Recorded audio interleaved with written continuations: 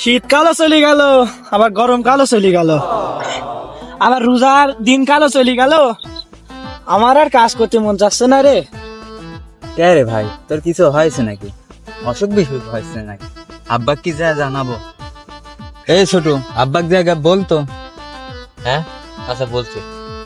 আব্বা আব্বা হ্যাঁ, কি হয়েছে বল। বলছে আব্বা ভাই তো কাজ কাম করতে মন চাচ্ছে না, প্রচুর প্রচুর হয়েছে নাকি, কি করবো একটু ডাক্তার মাকে দেখাবা নাকি? কিরে রামছের, কি হয়েছে তোর? আপসাপ কি বলে কেমন থাকছে? বুঝতে পারিছি তোর ভাইয়ের কি সমস্যা হয়েছে। আরে কি হয়েছে? আরে ভাইয়ের কি হয়েছে? তোর ভাইয়ের তো পানি পিপাসা লাগেছে। ওরে সুমন্দি, তুমি এতক্ষণ ধরে এই বাড়ি বুঝলে? হ্যাঁ সুমন্দি আমার। এই সুমন্দির সাল, তোর কি হয়েছে? তোর জন্য মাইর খেলাম আমি।